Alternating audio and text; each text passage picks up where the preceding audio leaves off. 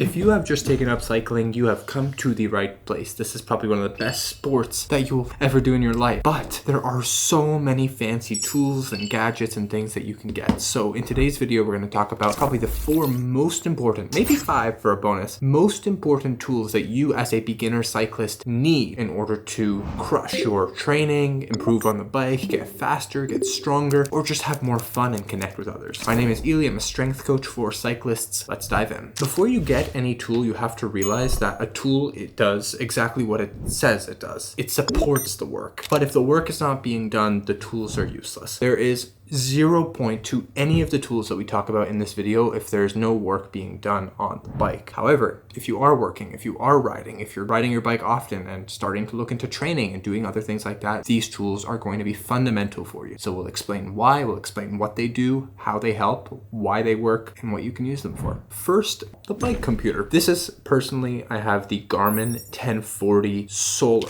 The bike computer has a lot of features. Number 1, you can obviously look at your speed, look at your distance, look at a map. There's like all that basic stuff, which is great. It's fantastic to have. You have navigation, you have a compass. You can even control your music and look at the altitude and everything like that. And then afterwards, you can go home and look at your data, analyze it, just kind of compare where you were with where you are now. It's also very convenient in case you want to see notifications while you're riding.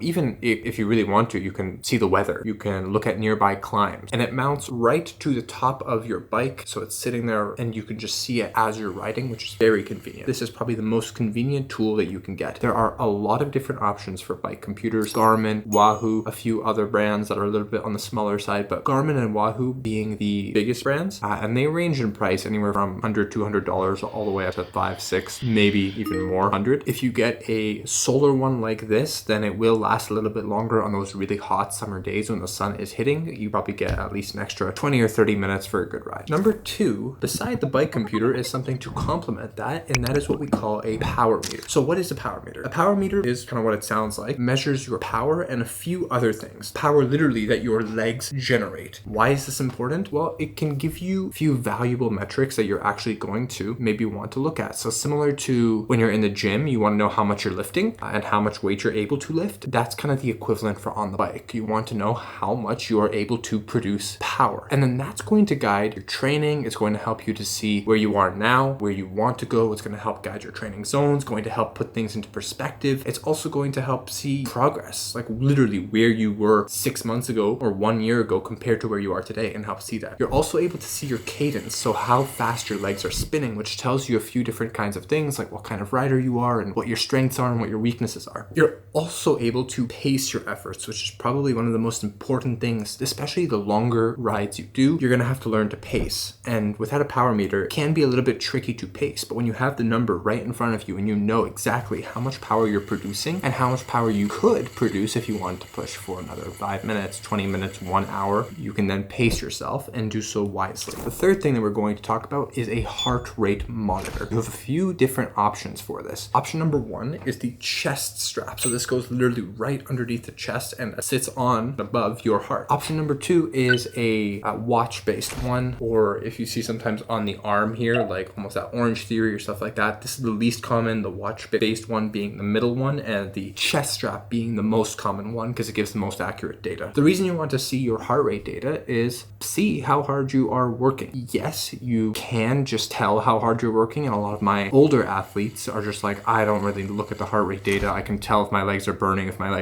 and that's completely fair. But the more data, the better. And you can also see, like, on days where you had a really big meal or you didn't sleep so well, or there's something going on and you're stressed, you can see that your heart rate is elevated and perhaps it's giving you a warning to not push too hard. You've already had stress on your body, on your mind, on whatever it is. It's all about data here, and data is a good thing. A heart rate monitor can give you a lot of useful information about how your body is reacting to your ride that day. And then again, like with the power meter, you can compare where you were before with where you are now. The fourth thing is going to be a saddlebag. A saddlebag literally sits right underneath the saddle of your bike. And you can put a few tools in here. So now we're actually talking tools.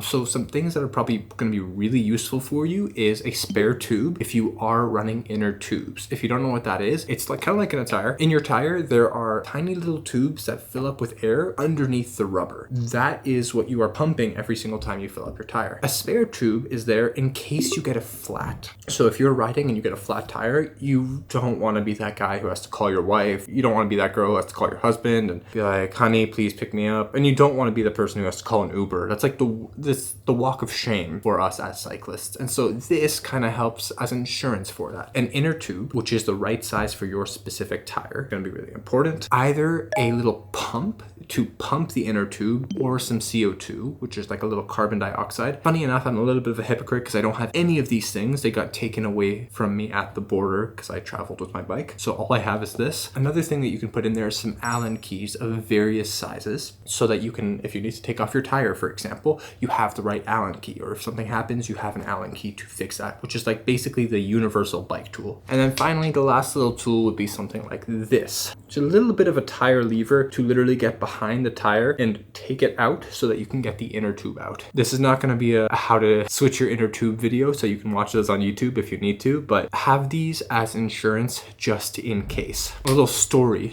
happened to me before. I was showing up to a race one day, woke up at 4, got the bike ready, got out for a ride, and I was riding to the race in Abu Dhabi. And as I get on the ride, I'm like literally a kilometer into the ride and something feels off. I look down, my tire is flat. I quickly get all this stuff. Luckily, I was prepared. I had an inner tube, I had the Allen keys, I had carbon dioxide, I had everything I needed, but I'd never changed a tire before. By the time I finally did change the tire and got it ready and got it done, the race had already started and I didn't make it. I would recommend practicing by emptying the air in your tire and then trying to change it and then do it again. The more you know, the better. And then finally, the fifth tool that's going to be most valuable to you if you are a social rider or just to see your progress overall is Strava. Strava is an online social workout community kind of thing. It's almost like the Instagram for endurance athletes, and it's where people can take the workout data that they have and upload it there. And then, you know, you kind of connect with your friends, everyone gives you kudos, which is like the thumbs up, and you get that social accountability and social benefit of riding. And so let's say you meet a cyclist today, you guys connect on Strava, kind of like the Instagram or the Facebook for cycling, and then you guys can start like giving each other a thumbs up every time you work out. Strava gives a lot of other benefits too. It shows you the route, it shows you something called segments, which you can see like specific areas of road that other riders like to compete on. And there's a host of other benefits. I do have a Strava video if you are interested in downloading it and learning how to use it and unlocking its full benefits. I'll link it up in the description. But there you have it, the 5 tools that beginner cyclists need in order to make the most of their training on the bike, off the bike, just feeling better and helping you enjoy the sport and make the most of cycling. If you like this video, I do have a beginner cyclist playlist. I will also link that in the description and you guys can go ahead and watch a little bit more of these videos, and we'll catch you next time.